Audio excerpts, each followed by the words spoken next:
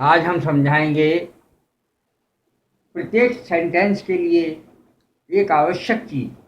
प्रत्येक सेंटेंस जो भी आप लिखते हैं उसमें कॉमा कहाँ लगाएंगे, फुल स्टॉप कहाँ लगाएंगे, ये सब चीज़ की जानकारी, sign of interjection, exclamatory mark, जो भी कुछ है कैसे करेंगे, क्वेश्चन मार्क कैसे लगाएंगे, कहाँ लगाएंगे, तो ये जानना अति आवश्यक होता है।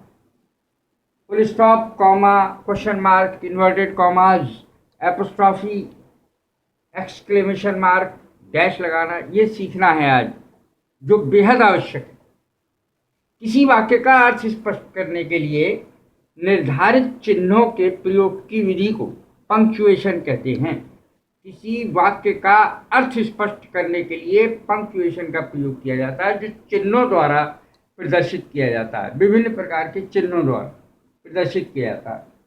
अब जैसे फुल स्टॉप है, तो जहाँ आपकी बात खत्म होती है, एक लंबा ठहराव, उसके बाद फुल स्टॉप का प्रयोग किया जाता है। फुल स्टॉप का चिन्ह है ये, वाक्य के अंत में ये बिंदु, पॉइंट, तो ये फुल स्टॉप का चिन्ह है और ये वाक्य के अंत में लगता है। कौन कौन से वाक्य के अंत में? एसर्टिव और इंपेरेटिव।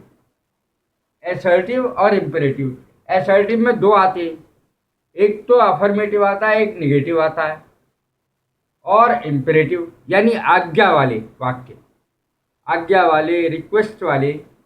और असर्टिव में अफर्मेटिव, सकारात्मक और नकारात्मक दोनों प्रकार के वाक्य, इनके अंत में ये चिन्ह लगता है जो फुल स्टॉप कहलाता है, लंबे ठहराव का प्रदर्शन करता है। तो इसका उदाहरण है, he is a bad boy, वो एक बुरा लड़का है।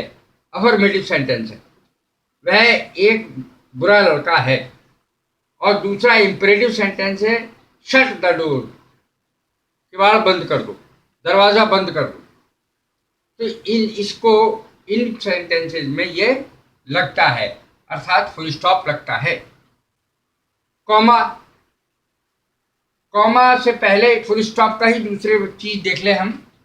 जैसे हमें एब्रीविएशन है, एब्रीविएशन यानी संक्षिप्त रूप किसी चीज का, जैसे MP, MP member of parliament को छोटा करके लिखते हैं और एम के आगे भी फुल स्टॉप लगेगा और पी के आगे भी फुल स्टॉप लगेगा।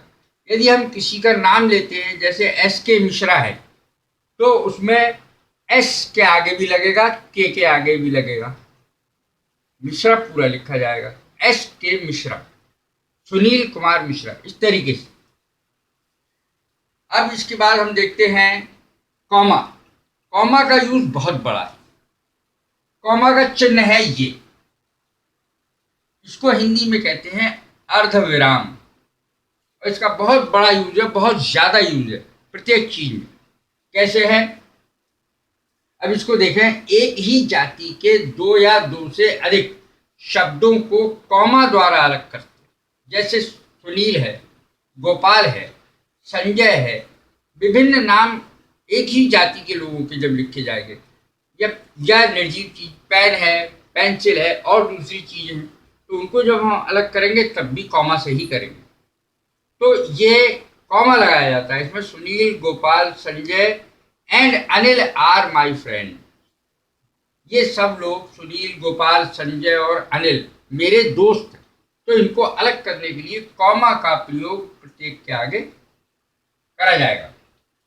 अब देखें दूसरा सेंटेंस इसी का, I saw Ashok, Shanti and Rajendra. इसके राजेंद्र के बाद एंड लगा करके अंतिम में लगता है एंड, हमेशा अंतिम नाम में एंड लगता है। आई सॉ अशोक, शांति, तो अशोक और शांति के बीच में कॉमा लगा और अंत में फुल स्टॉप आएगा, क्योंकि एंड जो है वो अंतिम वाले व्यक्ति के लिए कहा जाएगा। डायरेक्ट स्पीच से पहले, अब इसमें क्या होता है, डायरेक्ट इनडायरेक्ट में ये जो स्पीच कहलाती है रिपोर्टिंग स्पीच कहलाती है। ही सेड रिपोर्टिंग स्पीच है, ये रिपोर्टेड स्पीच है, ये डायरेक्ट स्पीच, इसका अभी इनडायरेक्ट नहीं बना है, ये डायरेक्ट स्पीच है। तो इसमें देखे, ही सेड के बाद कॉमा लगेगा। ही सेड के बाद कॉमा लगेगा। फिर ये इन्वर्टेड कॉमा है, ये बिगिन है, ये क्लोज है, तो ये कॉमा लगा हुआ है। ही सेड टू मी अगर होता तब भी कॉमा लगता उसके आगे। संबोधन कारक में अब क्या है, संबोधन कारक में नाउन या प्रोनाउन के बाद, जैसे हम किसी से कह रहे हैं Shyam sit down, Shyam stand up, तो क्या है कि जब नाम ले रहे हैं तो नाम के आगे, संबोधन कारक में नाम के आगे कॉमा लगेगा। श्याम सिट डाउन, श्याम बैठ जाओ। अब देखो इसमें इन्वर्टेड कॉमास जो है दो प्रकार के होते हैं, एक तो सिंगल एक डबल। सिंगल वाला एक होता है और डबल वाले दो होते हैं। सिंगल इन्वर्टेड कॉमा जैसे किसी किताब का शीर्षक, किताब का नाम देना है हमें, पुस्तक का नाम देना है, जैसे द गीता, तो इधर भी एक ही लगेगा, इधर भी एक ही लगेगा। इन्वर्टेड कॉमा इधर भी एक ही लगेगा, इधर भी एक ही लगेगा। और डबल इन्वर्टेड माने होता है उल्टा। डबल डबल किस में लगता है, डायरेक्ट इनडायरेक्ट स्पीच में लगता है। और सिंगल किस में लगता है, जैसे किसी पाठ का शीर्षक है या पुस्तक का नाम है तब लगता है। अब देखें इसको, शाम का हो, शाम सिट डाउन, शाम बैठ जाओ, तो संबोधन कर रहे हैं इसमें। इसलिए अब डायरेक्ट में मैं बता चुका हूं कि डायरेक्ट में किस प्रकार से लगेगा, इसमें डबल लगेगा डायरेक्ट इनडायरेक्ट में, जैसे ए है। तो इस कॉमा के बाद इसमें इन्वर्टेड कॉमा लगा है, ये बिगिन कहलाता है, ये क्लोज कहलाता है। डबल लगता है इसमें, सिंगल नहीं लगता। तो अब है अगला पार्टिसिपल के साथ, the boy having taken his book went to school. लड़का किताब लेकर स्कूल चला गया, किताब लेने के बाद स्कूल चला गया। तो इस प्रकार के सेंटेंसेस में बॉय के बाद ये कॉमा से उसको दिखाया जाएगा, और इधर बुक के बाद भी लगेगा कॉमा, इस सेंटेंस को अलग करने के लिए उस सेंटेंस से, इसलिए लगेगा। अब देखें साल, महीना, तारीख, इसको अलग करने के लिए भी कॉमे का प्रयोग होता है। कॉमा जुलाई 6 और सन से पहले कॉमा लगेगा। जुलाई 6 जुलाई 1997, तो इसमें कॉमा लगेगा 6 के बाद, ठीक है। अब यस या नो जब हम लिखते हैं तो उसके बाद भी लगता है ये। जैसे हमने किसी सेंटेंस में कहा किसी के उत्तर में यस यू मे कम इन, या नो लगाएं यहाँ पर, तो क्या होगा, कॉमा लगेगा। यस या नो के बाद कॉमा लगेगा। एडवर्ब के बाद भी कॉमा लगता है, जैसे fortunately the storm did not come. Fortunately माने सौभाग्यवश तूफान नहीं आया, the storm did not come. Fortunately सौभाग्य से तूफान नहीं आया, तो इसके बाद जो है वो कॉमा लगेगा एडवर्ब के बाद। इसके बाद कॉमा के कुछ और यूज देखें हम। नॉमिनेटिव एब्सोल्यूट के बाद कॉमा लगेगा, जैसे उदाहरण के लिए नरेंद्र मोदी। दो इसको अवार्ड के नाम लिए जा रहे हैं, एक तो इनके पद का नाम लिया जा रहा है और एक इनका नाम लिया जा रहा है, तो ऐसे शब्द नॉमिनेटिव एब्सोल्यूट कहलाते हैं। नरेंद्र मोदी, ये नॉमिनेटिव एब्सोल्यूट नहीं बल्कि केस इन एपोजिशन कहलाते हैं। Case in apposition, case in apposition के बाद, तो केस इन एपोजिशन में दो चीज बराबर में रखी जाती है, यानी पद भी बराबर में रखा जाता है और नाम भी बराबर में रखा जाता है। जैसे Narendra Modi the prime minister of India is an honest man या पर्सन, तो नरेंद्र मोदी इसके बराबर में इसका पद लिखा है, आदमी एक ही है, तो इसलिए बीच में कॉमा लगेगा।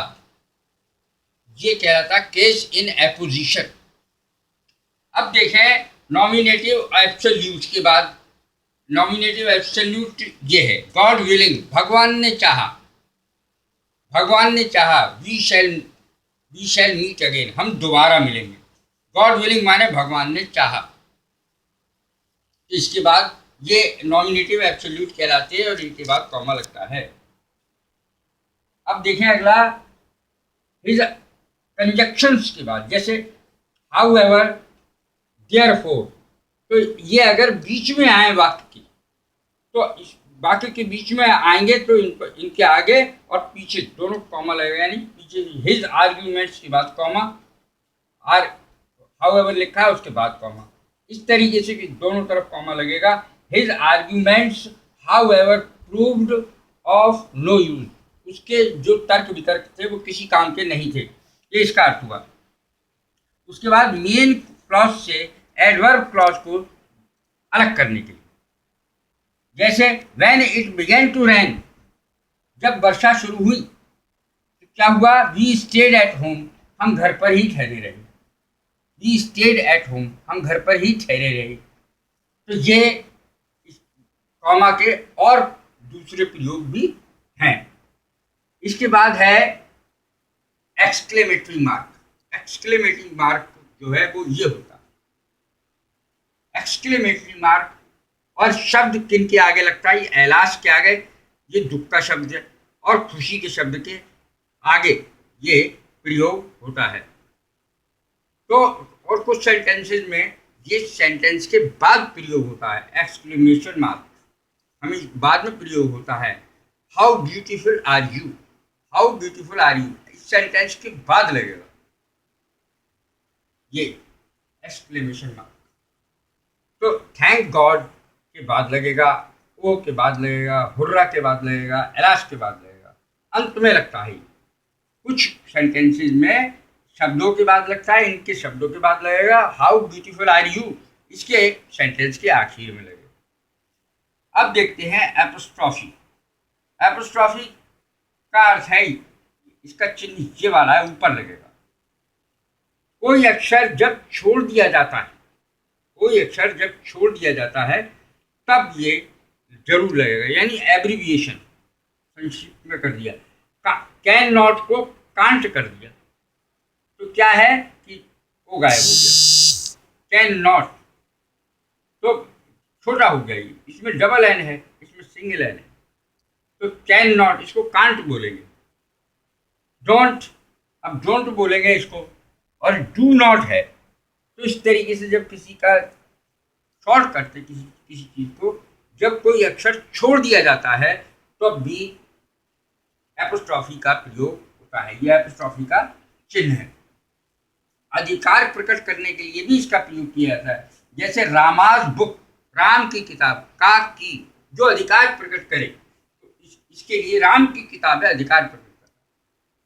तो रामाज बुक, और प्लूरल नाउन के अंत में ये बहुत ध्यान रखने वाली बात है कि जिनके अंत में प्लूरल आता है, प्लूरल जो नाउन्स होते हैं जिनके अंत में एस आता है आखिर में, प्लूरल में, तो उसमें का प्रयोग कैसे करें। जैसे लड़कों का स्कूल, तो बॉयज स्कूल के आगे ये एपोस्ट्रॉफी लगेगा। 3 days लीव, अब इसमें भी एस है। अगर ये एस नहीं होता, वन डे की होती, तो एपोस्ट्रॉफी यहाँ लगता, एपोस्ट्रॉफी इस जगह लगता। अगर एक लड़के का स्कूल, बॉयज स्कूल, लड़कों का स्कूल, तो इसलिए इनमें एपोस्ट्रॉफी इस तरीके से लगाते हैं। डैश का प्रयोग काय में करते हैं कि जब किसी निश्चित सन से, यानी संख्या से, और निश्चित संख्या तक दो संख्याओं के बीच में डैश का प्रयोग किया था। 1999 से लेकर के 2005 तक तो पूरी संख्याओं का लोप हो गया बीच की। तो ये जो लुप्त संख्याएं हैं ये दिखाई तो दे नहीं रही हैं, लेकिन हैं साइलेंट। 1999 से 2005 तक तो इनके बीच में डैश का प्रयोग होगा। इसकी बाद है इंटेरोगेशन मार्क। इंटेरोगेशन मार्क है क्वेश्चन मार्क, ये इंटेरोगेशन मार्क, क्वेश्चन मार्क भी कहते हैं इसको।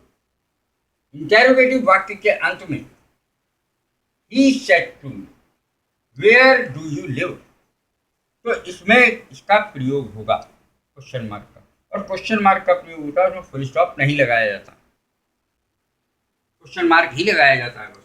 तो where he said to me where do you live, उसने मुझसे कहा तुम कहाँ रहते हो, वेयर डू यू लिव, तुम कहाँ रहते हो। तो इसमें इसमें क्या हुआ, यहाँ पर वेयर डू यू लिव और क्वेश्चन मार्क यहाँ पर लगे, इन्वर्टेड कॉमा यहाँ शुरू होगा, यहाँ पर कॉमाज यहाँ शुरू होंगे और कॉमाज यहाँ खत्म। तो ये सारा का सारा मुझे बताना था। अब एक बात जो रह गई है वो भी सुन लीजिए कॉमा में, कि इफ वाले सेंटेंस जो होते हैं, शर्त वाले सेंटेंस, उसमें जैसे अगर अगर तुम वहां जाते हो तो वो तुम्हें, अगर तुम वहां जाओगे तो वो तुम्हें मारेगा। If you go there he will beat you, तो मारेगा, तो की अंग्रेजी नहीं बनती, तो के स्थान पर कॉमा लगता है। इफ यू गो देयर, तो पहला सेंटेंस प्रेजेंट इंडेफिनिट में बनेगा, दूसरा फ्यूचर इंडेफिनिट में बनेगा। If you go there he will beat you, अगर तुम वहां जाते हो तो वो तुम्हें मारेगा। तो देन की अंग्रेजी, तो की अंग्रेजी इसमें नहीं लगती, तो की अंग्रेजी के यानी दोनों सेंटेंस के बीच में तो की अंग्रेजी ना लग करके कॉमा लग जाता है। तो ये इन चीज़ों का प्रयोग बेहद आवश्यक है। यदि ये नहीं आते तो सेंटेंस लिखने में, बनाने में बहुत दिक्कत हो जाएगी। Thank you very much.